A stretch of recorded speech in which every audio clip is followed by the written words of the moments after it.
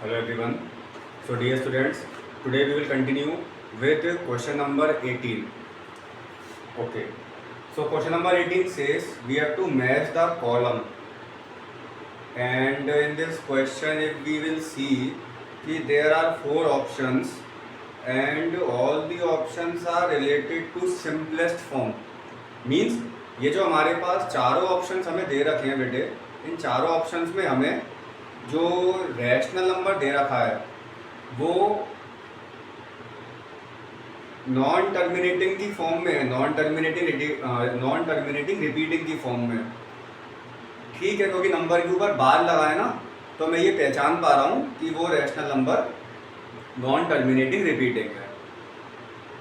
कहने का मतलब क्या मालूम है, जो मैंने अभी बोला कि अगर मेरे पास कोई ऐसा नंबर लिखा है 1.24 और 24 के ऊपर बार है, तो इसका मतलब क्या है मालूम है? इसका मतलब ये है कि डेसिमल के बाद जितनी भी डिजिट्स होंगी, कौन कौन सी, 24, ये रिपीट हो रही होंगी। 24 24 24 24 रिपीट हो रहा होगा, टर्मिनेट नहीं होगा बट रिपीट हो रहा होगा। तो इस टाइप के non terminating repeating decimal expansions भी रैशनल नंबर की फॉर्मेट में आते हैं। तो कुछ ऐसा ही हमें दे रखा है और हमें इसको कॉलम मैच द कॉलम करना है। ठीक है, इसको सॉल्व करते हैं। मुझे मालूम है, मैंने आपको एक प्रॉमिस किया था कि लास्ट सबसे आखिरी लेक्चर जो होगा मैं वहाँ पे 2 ट्रिकी वीडियोस बनाऊंगा। एक तो इस टाइप के क्वेश्चंस को किस तरीके से यूजिंग ट्रिक हम जल्दी सॉल्व कर सकते हैं, और ट्रेडिशनल तो हम कर ही रहे हैं। ठीक है, चलो थोड़ा सा स्पीड बढ़ाएंगे अपनी। हम देखते हैं कि हम ट्रेडिशनल मेथड से भी इस क्वेश्चन को कितनी जल्दी सॉल्व कर सकते हैं, क्योंकि इस टाइप का क्वेश्चन हाँ पहले भी किया हुआ है हमने, क्वेश्चन नंबर 3। तो आई थिंक अगर वो क्वेश्चन आपने अच्छे से समझ लिया होगा, तो अब मैं इस क्वेश्चन को करूँगा ट्रेडिशनली, लेकिन कितनी जल्दी करता हूँ वो देखते हैं।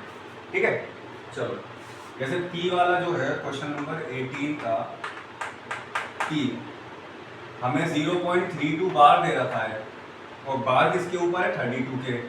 तो मैं क्या x इक्वल टू वो समथिंग लिखूं? नहीं, एग्जामिनेशन पॉइंट ऑफ व्यू से मैं वो सब नहीं लिखूंगा, जो काम की चीज है वही लिखूंगा। देखो कैसे, जब यहाँ पे चाहो तो एक स्टेप लिख सकते हो। मैं इसको x के इक्वल मान ले रहा हूँ क्योंकि 2 स्टेप के ऊपर बार है, तो 100x equal to 32.3232 and so on. देखा मैंने बीच में 2 स्टेप्स कम कर दिए।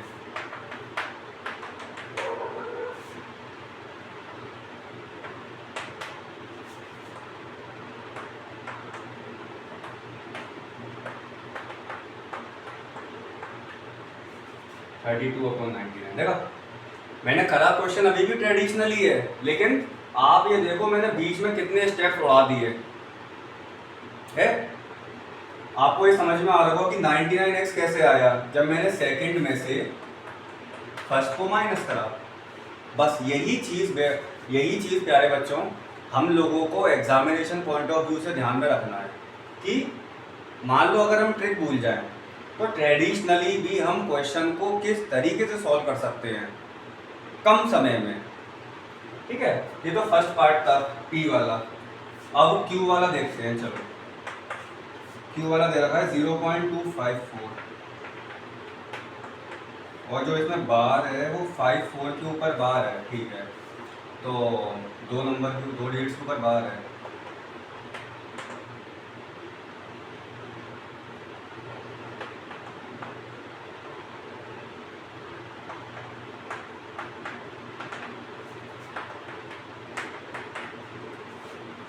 ठीक है,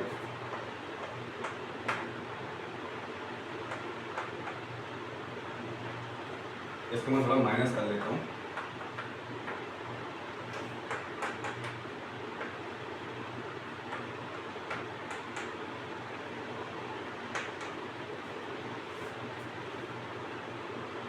एक मिनट, यहाँ पे 2 डिजिट्स के ऊपर बार है ना, तो 1 2। अगर मैं इसको मान लो एक्सपेंडेड फॉर्म में भी लिखूँ, तो एक्सपेंडेड फॉर्म इसकी मेरे हिसाब से ऐसी हो जाएगी।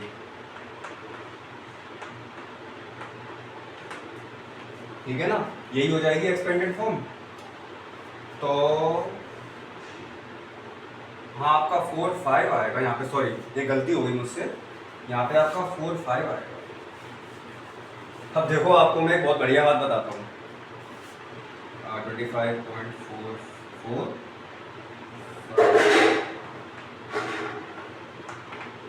ठीक है। मैंने यहाँ पे गलती क्या कर दी थी मालूम है, मैंने 4254 लिख दिया था, तो वो मुझसे एरर हो गई थी। ऐसा जल्दीबाजी में हो सकता है, ठीक है, जब हम क्वेश्चन को ट्रेडिशनली तो कर रहे हैं लेकिन कम समय में सॉल्व कर रहे हैं। तो 254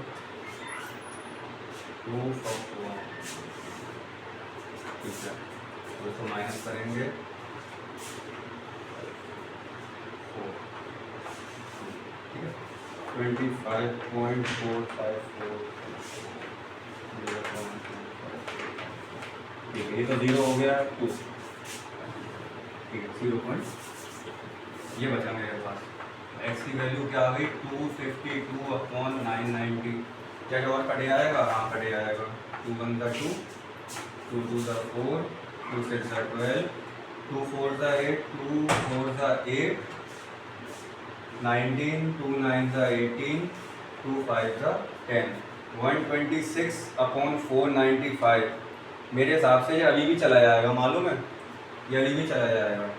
3 4 12, 3 2 6, 3 1 3,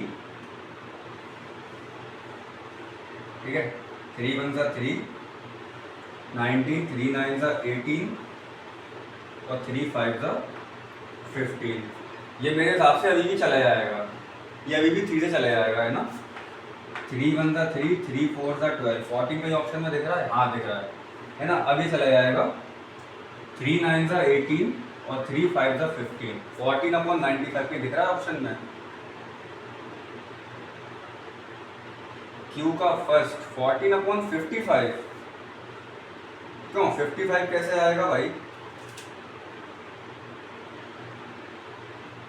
2.5454, एक मिनट, क्या ऑप्शन में गड़बड़ दे रखी है क्या?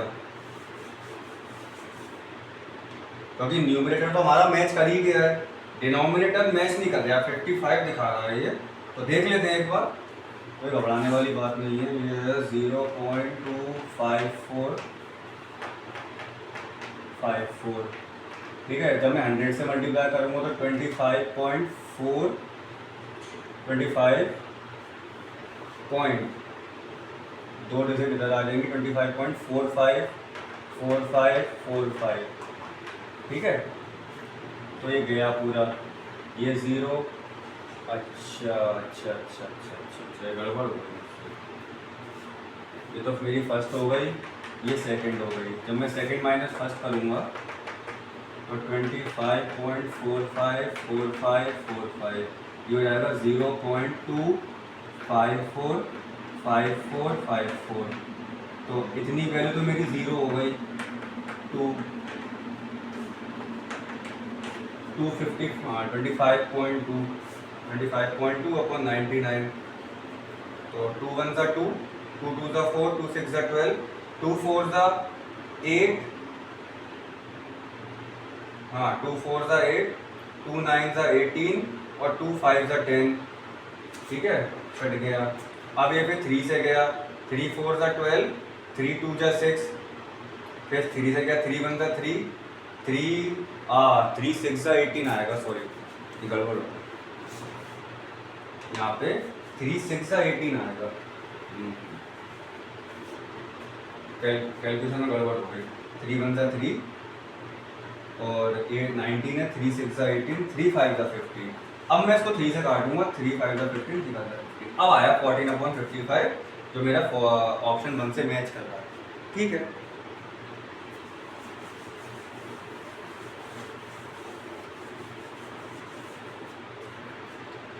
पी और क्यू हो गए, तो हमें पी का जो ऑप्शन मिला वो किससे मैच कर रहा है? थर्ड से। पी का थर्ड से कर रहा है, ठीक है। क्यू का किससे कर रहा है बेटे? क्यू का कर रहा है फर्स्ट से।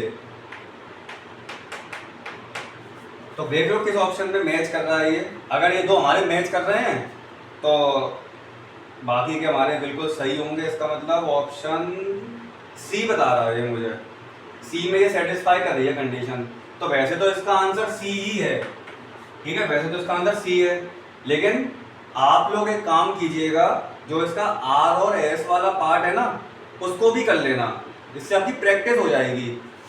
मैं 100% श्योर हूँ कि इसका आंसर सी है, क्योंकि ये दोनों कंडीशन सी ऑप्शन को सेटिस्फाई कर रही हैं मेरे। पर आप लोग अपनी प्रैक्टिस के लिए आर और एस वाले ऑप्शन को भी ट्राई कर लेना, ठीक है। अब मैं आपको एक बात बताता हूँ, ये जो यहाँ पे एरर हुई थी ये बहुत ही कॉमन एरर है, ऐसी बात नहीं है कि किसी से नहीं हो सकती, सबसे हो सकती है, अच्छे से अच्छे टीचर के साथ भी हो सकती है, पर हमें कैलकुलेशन पर थोड़ा सा और फोकस करना पड़ेगा कंपटीशन पॉइंट ऑफ व्यू से, ठीक है, होती रहती है। चलो अब आ जाओ क्वेश्चन नंबर 19 पे। तो आपने इसमें एक चीज देखी बेटे, हम क्वेश्चन को कर ट्रेडिशनल से रहे हैं, लेकिन हम कितने स्टेप्स लिख रहे हैं वो मैटर करता है, कितने काम के स्टेप्स लिख रहे हैं वो मैटर करता है, ठीक है। अब 19 वाला क्वेश्चन, 19 वाला क्वेश्चन ये कह रहा है, a charitable trust donates 28 different books of maths की वो कितनी बुक्स को डोनेट कर रहा है, 28 बुक्स को। साइंस की कितनी बुक्स को डोनेट कर रहा है, 16 को। और 12 different books of social science. और एसएसटी की बुक्स को कितनी डोनेट कर रहा है, कितनी बुक्स डोनेट कर रहा है वो, 12। जो हमारे गरीब बच्चे हैं, पुअर स्टूडेंट्स का मतलब ये नहीं कि खराब बच्चे, पुअर स्टूडेंट्स का मतलब होता है गरीब बच्चे, ठीक है।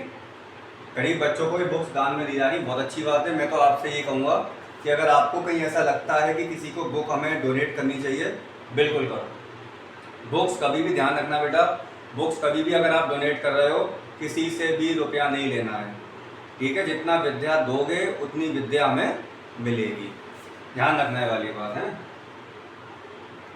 अब ये कह रहा है इतनी बुक्स हमने, मतलब इतनी बुक्स चैरिटेबल ट्रस्ट ने डोनेट कर दी। अब ये कह रहा है question, each student is given maximum number of books of only one subject of their interest and each student got equal number of books. बहुत ध्यान से इस ऑप्शन को समझना है, वो सॉरी इस लाइन को। ये कह रहा है प्रत्येक बच्चा, जैसे एक बच्चा ये है हमारा,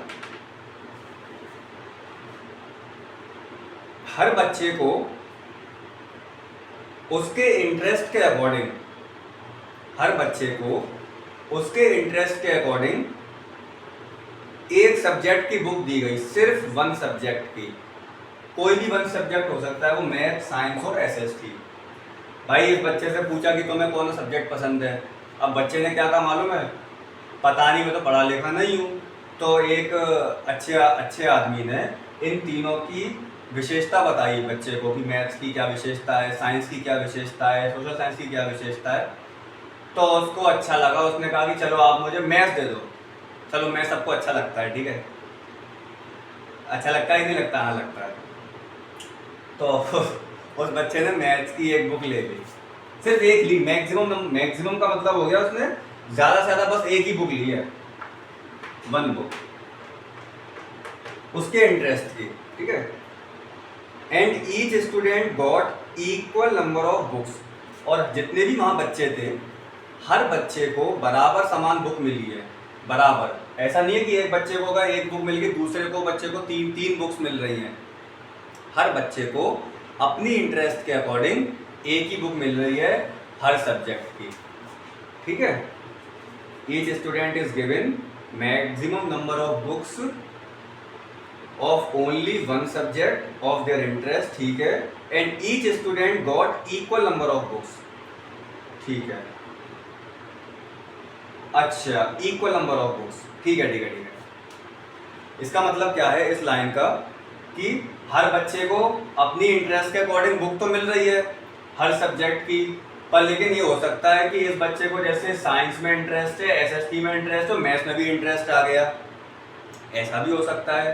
तो इसको एक बुक मैथ्स की दी जाएगी, एक साइंस की दी जाएगी, एक एसएसटी की दी जाएगी। इस हिसाब से बच्चों को बुक्स बांटी गई, पर शर्त क्या है मालूम है, हर बच्चे को इक्वल नंबर ऑफ बुक्स दी जा रही हैं।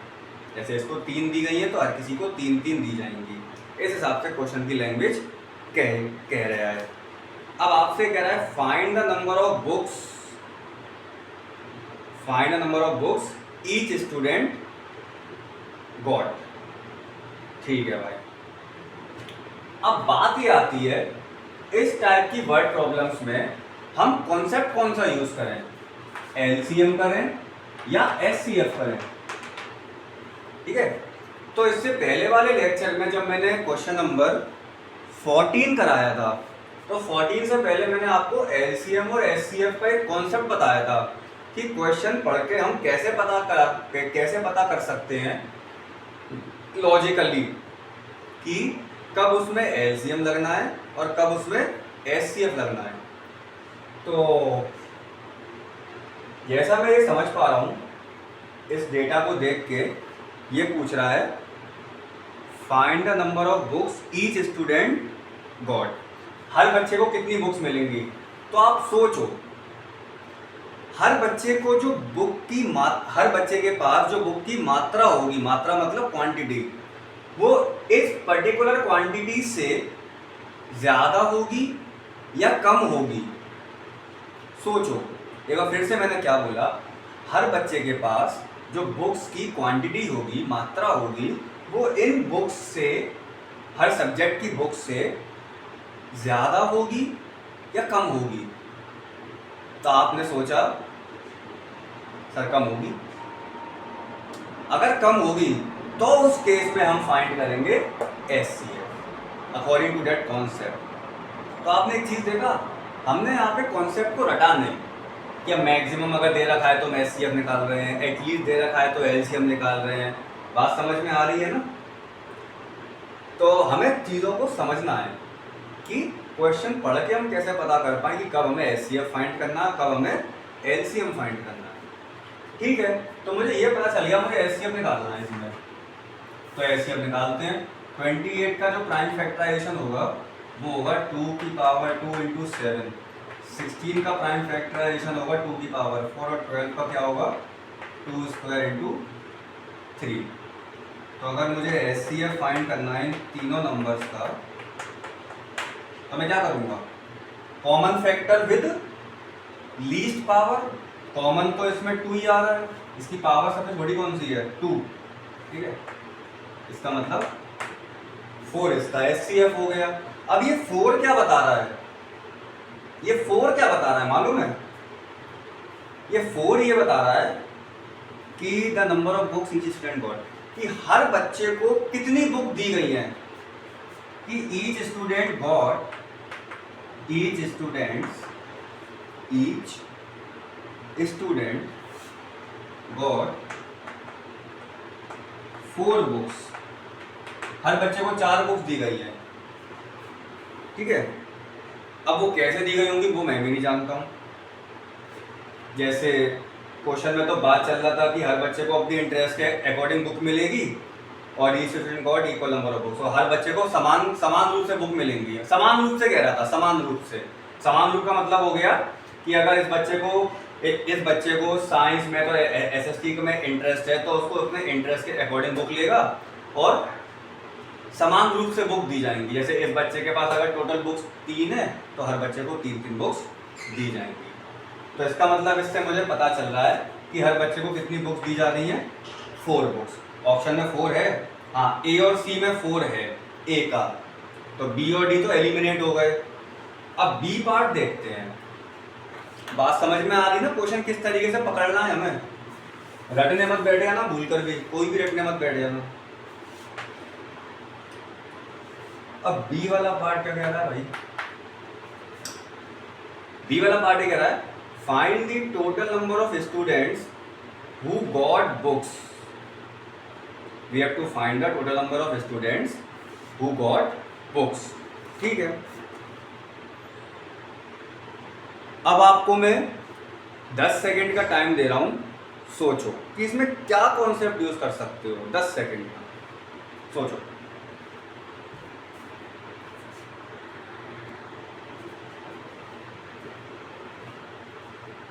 यस बेटा, कोई कॉन्सेप्ट आया दिमाग में?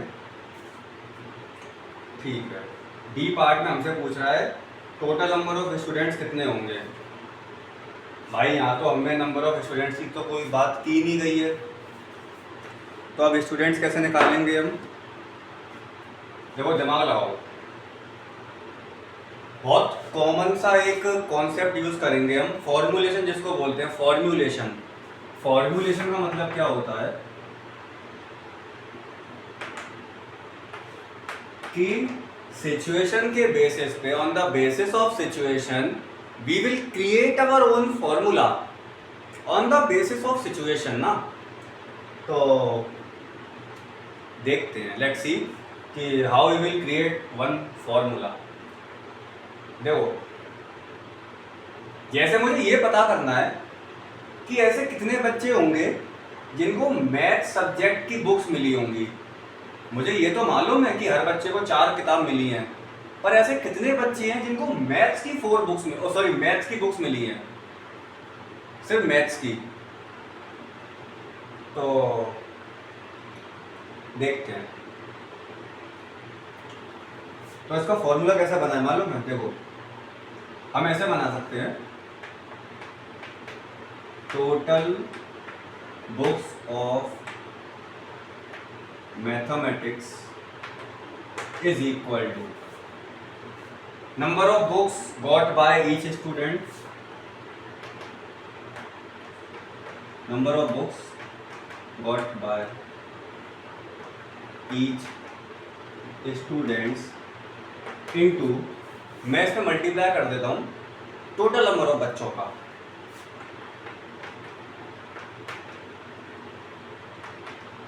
ये एक सिचुएशन बनाई मैंने। क्या ये सिचुएशन प्रैक्टिकल लाइफ में फॉलो होगी? तो हमने इसको प्रूव करने के लिए एक एग्जाम्पल लिया।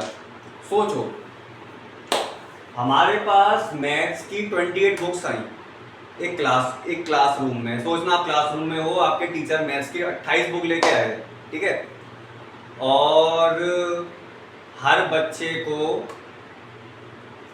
उन्होंने 4-4 किताब दे दी, ठीक है। एक एक्टिविटी चल रही है क्लास में, मैंने 4-4 बुक्स दे दी। अब मुझे ये पता करवाना है कि कितने बच्चों के पास मैथ्स की बुक्स गई, मैथ्स की बुक गई। तो मैं क्या करूँगा, बोलो। मैंने हर बच्चे को 4 किताब दी, कितने बच्चों को दी होंगी टोटल? 7। जब एक बच्चे पे 4 किताब गई है तो 28 किताब जाने के लिए कितने बच्चे होने चाहिए? 7। That means total number of students into number of books got by each student, which gives total books of mathematics. इस लॉजिक से आपने अपना खुद का फॉर्मूला बनाया जो कि प्रैक्टिकली और लॉजिकली बिल्कुल सही है। तो ऐसी एक सिचुएशन आ सकती है पेपर में कि आप फंस जाओ, तो उस केस में आप अपना फॉर्मूला खुद बना सकते हो, ठीक है। लेकिन अब ऐसा सोच के कि आप लोग क्लास में बैठे हुए हैं, तो टोटल बुक्स कितनी है मैथमेटिक्स की? 28। Number of books got by each student को 4 मिल गया मुझे, और टोटल नंबर ऑफ स्टूडेंट्स कितने जिनको मैथ्स की बुक मिली, तो उसको मैं x मान लूँ, या यही लिखा है total students who got maths book, सिर्फ मैथ्स वाली बुक वाले है ना। तो इसको मैं ऐसे लिख रहा हूँ, टोटल स्टूडेंट ऑफ मैथ्स, ठीक है। तो यहाँ से मेरे पास मिल गए मैथ्स वाले बच्चे, कितने मिल गए? टोटल स्टूडेंट ऑफ मैथ्स वो मिल गए मुझे 7। 7 बच्चे मुझे मैथ्स के मिल गए। अब मुझे साइंस के निकालने हैं, तो यही कॉन्सेप्ट बिल्कुल साइंस के लिए यूज होगा। तो साइंस के लिए मैं कितने बच्चे निकाल सकता हूँ? 16 डिवाइड बाय 4 विच गिव 4, ठीक है। एसएसटी के लिए मैं कितने निकाल सकता हूँ? 3। अब ये देखो टोटल स्टूडेंट्स कितने आ गए? 7 + 4 11, 11 + 3 14। टोटल नंबर ऑफ स्टूडेंट्स मेरे पे कितने आ गए बेटे? 14 आ गए। तो इसका मतलब ये है उस पर्टिकुलर रूम में टोटल स्टूडेंट्स कितने थे हमारे? 14, जिनको जिसमें हर बच्चे को समान रूप से बुक्स मिली हैं अपने इंटरेस्ट के अकॉर्डिंग। ठीक है,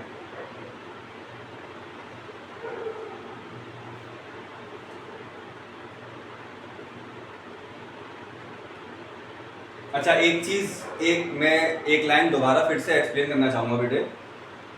वो शायद से मैंने इसमें थोड़ी सी मिसअंडरस्टैंडिंग हो गई। हुआ ये, लाइन ये कह रहा है each student is given maximum number of books of only one subject of their interest. इस लाइन का हिंदी क्या है, हर बच्चे को अपने इंटरेस्ट के अकॉर्डिंग हर सब्जेक्ट की बुक मिली है। हर सब्जेक्ट की एक बुक नहीं, हर सब्जेक्ट्स की ही बुक मिली है। जैसे मैं हूँ, मुझे बुक्स चाहिए तो मैं अपनी इंटरेस्ट के अकॉर्डिंग अपने सब्जेक्ट की बुक लिखूंगा, साइंस की या मैथ्स की या एसएसटी की। मिक्स नहीं जाएंगी उसमें, मिक्स नहीं जाएंगी, है ना। अगर मेरा इंटरेस्ट है कि मुझे मैथ्स की 4 बुक्स चाहिए तो मैं मैथ्स की ही 4 बुक्स लूँगा, ठीक है। तो इस लाइन का ये मतलब है, उसको उसकी इंटरेस्ट के अकॉर्डिंग, जैसे मैं हूँ, मुझे मेरी इंटरेस्ट के अकॉर्डिंग मैथ्स की बुक मिलेगी क्योंकि मेरा मैथ्स में इंटरेस्ट है। अगर कोई पर्सन है एक्स, उसका साइंस में इंटरेस्ट है तो उसको साइंस की बुक्स मिलेंगी अकॉर्डिंग टू देयर इंटरेस्ट। और इसके बाद लिखा है and each student got equal number of books, और हर बच्चे को बराबर बुक्स मिलेंगी। जैसे मुझे मैथ्स की 4 बुक्स दी तो अगले बंदे को साइंस की 4 ही बुक्स मिलेंगी। अगर मुझे मैथ्स की 2 बुक्स दी होती तो अगले आदमी को भी साइंस की 2 ही बुक्स, ठीक है। ये लाइन का मतलब है। तो पहले मैंने ये बता दिया था कि हर बच्चे को एक ही उसके इंटरेस्ट के अकॉर्डिंग सिर्फ एक बुक मिल रही, नहीं, एक बुक नहीं मिल रही है, उसको उसकी इंटरेस्ट के अकॉर्डिंग उस पर्टिकुलर सब्जेक्ट की बुक मिल रही है। 1 सब्जेक्ट लिखा हुआ है ना, 1 सब्जेक्ट के अकॉर्डिंग, ठीक है। ये मतलब है इसका। अब आ जाओ क्वेश्चन नंबर 20 पे। ऐसा है बेटे, मेरे लेक्चर जो मैं लेक्चर लेट अपलोड कर पा रहा हूँ वो इसीलिए कर पा रहा हूँ क्योंकि मेरे पास स्कूल का भी थोड़ा लोड रहता है ना। तो रीज़न यही है बेटा। आप लोगों को मैथ्स ओलंपियाड की वीडियोस बहुत देर में मिलेंगी, पर हाँ पूरे लेक्चर ज़रूर मिलेंगे आपको, इस बात का मेरा प्रॉमिस है, with proper explanation.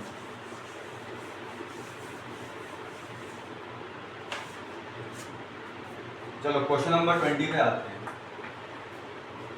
Read the following, true false लगाने हमें इसमें, और हमें बहुत सारे कुछ ऐसे नंबर्स दे रखे हैं, रैशनल नंबर, और हमें ये पता करना है कि वो टर्मिनेटिंग है या नॉन टर्मिनेटिंग। देखो पहले मैं आपको एक चीज़ समझा दे रहा हूँ। अगर मेरे पास कोई एक रैशनल नंबर दे रखा है, सपोज करो 27/8, this is a rational number, और मुझे ये पता करना हो कि ये टर्मिनेटिंग होगा या नॉन टर्मिनेटिंग रिपीटिंग होगा, तो मैं बिना डिवाइड किए पहचान सकता हूँ कि ये टर्मिनेटिंग होगा या नॉन टर्मिनेटिंग रिपीटिंग होगा। मालूम है कैसे? एक मिनट पानी पी लो।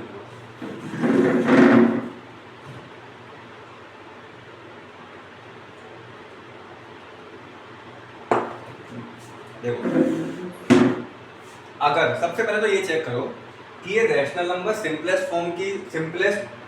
फॉर्म में है या नहीं, मीन स्टैंडर्ड फॉर्म में है या नहीं। तो आंसर है हाँ है। स्टैंडर्ड फॉर्म बोले तो या सिंपलेस्ट फॉर्म बोले तो जहाँ पी और क्यू का HCF 1 हो या पी और क्यू का कोई भी फैक्टर ना हो एक्सेप्ट 1।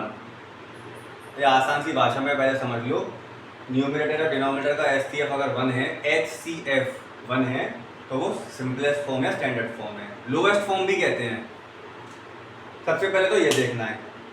दूसरा बात ये देखो कि डिनोमिनेटर का जब आप प्राइम फैक्टराइजेशन करो तो वो प्राइम फैक्टराइजेशन या तो 2 की पावर m की फॉर्म में हो, 2 की पावर समथिंग कुछ भी हो सकता है, या 5 की पावर n की फॉर्म में हो, या 2 की पावर m इंटू 5 की पावर n की फॉर्म में हो।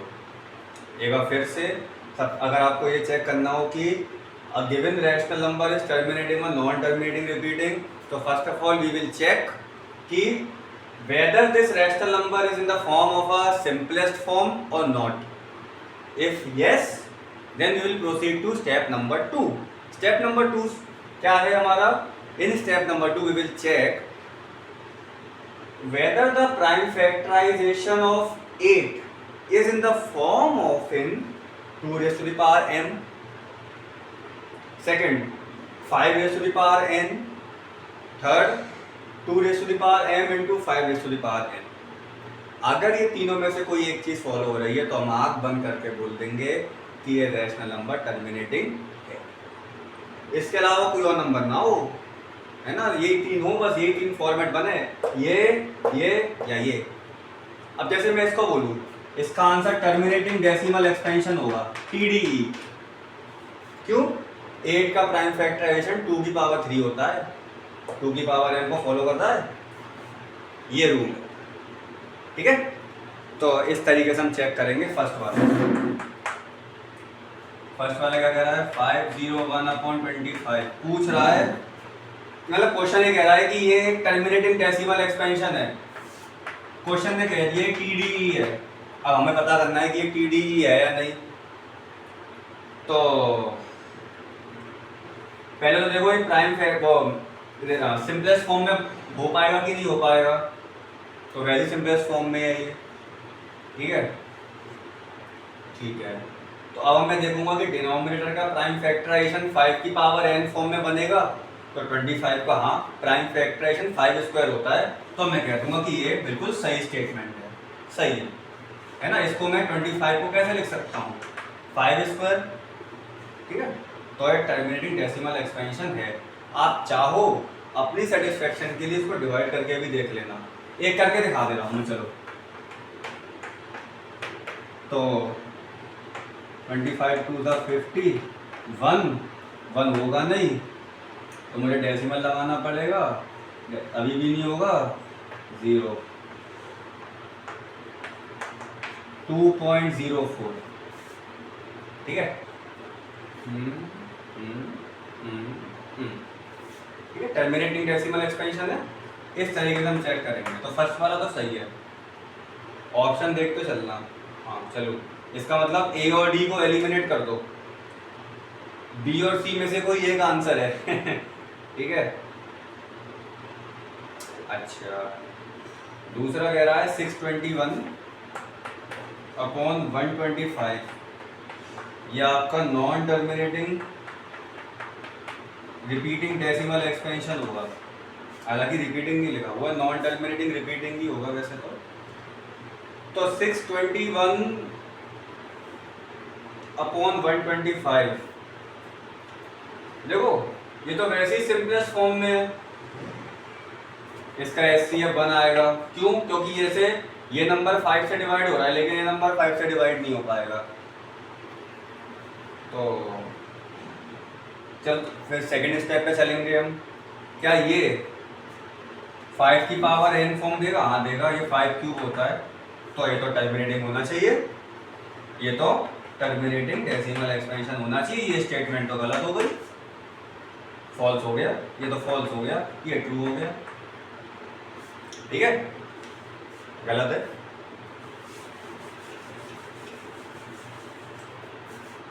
ओके, थर्ड पार्ट, अब देख लो कौन सा ऑप्शन मैच कर रहा है। देखो B और C हमने फाइंड करे थे, तो B और C में दोनों में पहला ट्रू है, दूसरा फॉल्स है, तो ऐसे तो इसका आंसर B ही हो गया, कायदे से इसका आंसर B हो गया। लेकिन अपनी सेटिस्फेक्शन के लिए, अपनी नॉलेज के लिए थर्ड और फोर्थ को देख लो फटाफट से। थर्ड वाला कह रहा है 6805/27, क्यों 27 दे रखा है,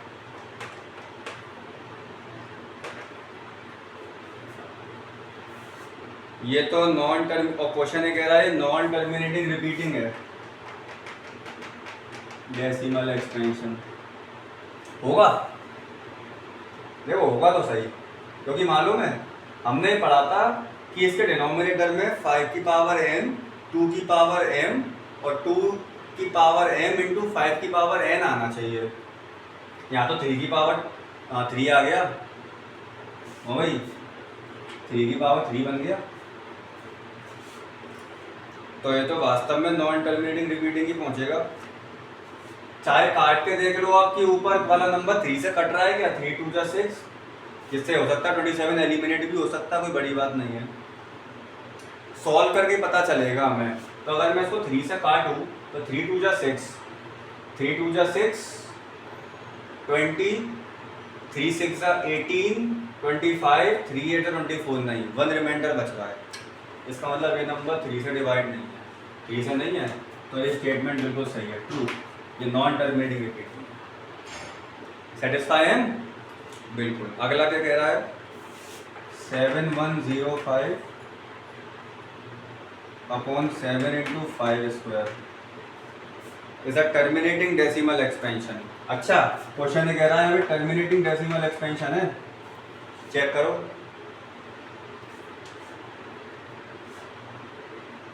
तो देखना है 5 से जा रहा है, 7 से जा रहा है क्या, जा हो रहा है वैसे, 7 से जाएगा, चला जाएगा ना, हाँ 7 1 जा 7, 7 1 जा 7, 7 5 जा 35, सही करा है मैंने। मुझे पूरी क्लास बताओ, जो लोग ये देख रहा है, क्या मैंने ये डिवीजन सही करा है? क्या इसका आंसर 115 आएगा या 1015 आएगा?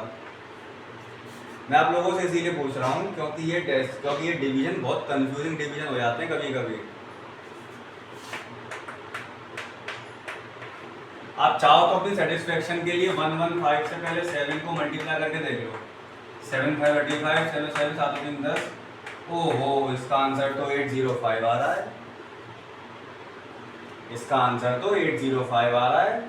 तो आप ये सोचोगे सर आपने तो गलत कर दिया है, नहीं मुझे मालूम है इसका आंसर यही आएगा।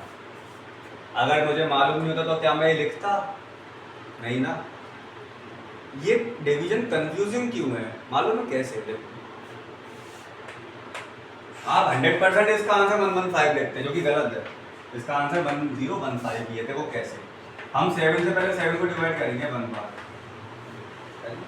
अब आप लोग क्या बोलोगे मालूम है, सर 10 उतारेंगे, 7 1 जा 7, 35, 7 5 35, चलो हमने सही कर दिया। गलत, ऐसे नहीं होता ये डिवीजन, सीख लो सीख लो। सबसे पहले आप 1 को उतारोगे, ठीक है, 1 क्या रिमाइंडर है? नहीं रिमाइंडर नहीं है, ये उतारी हुई वैल्यू है। रिमाइंडर वो वैल्यू कहलाती है डिवीजन में जो वैल्यू माइनस होके मिलती है, माइनस होने के बाद मिलती है, ठीक है। तो क्या ये 1 7 से डिविजिबल हो सकता है? नहीं, पर हाँ 7 को मैं एक ऐसे नंबर से मल्टीप्लाई कर सकता हूँ यहाँ पे जिससे 1 सब्ट्रैक्ट हो जाएगा,